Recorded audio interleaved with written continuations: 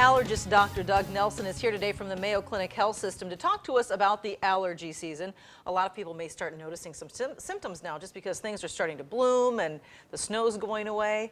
We talked about the nice weather, but it could be problematic for some people.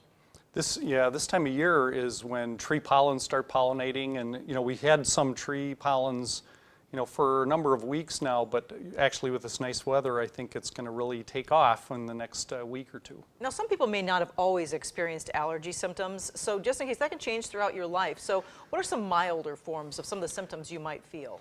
Common symptoms could be just itchiness of eyes or watery eyes, sneezing or runny nose. Oftentimes people kind of, relate it to having a cold, but the cold symptoms don't get better.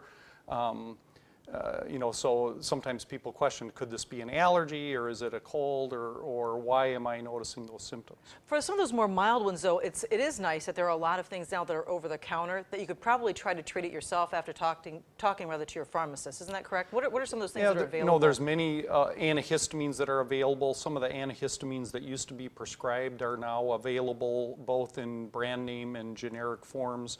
Now actually we've had nasal sprays that we've used for prescription medicines, and over the last year, a couple of those have become available over the counter. So there are a number of different options of over-the-counter medicines people can get without a prescription. Now, just very quickly, we don't have a lot of time left, but what are some of the more severe symptoms when you should probably see your doctor? If people get symptoms where they think they might have an infection, if they develop a fever or have sinus concerns, or a lot of times if we see people where they start getting more chest symptoms with cough or shortness of breath, sometimes those are suggestions of more severe symptoms and it might require other treatment. And that's when you should see your doctor. Dr. Doug Nelson, thanks so much for joining us too. All right. Stay with us, back in just a moment to wrap things up.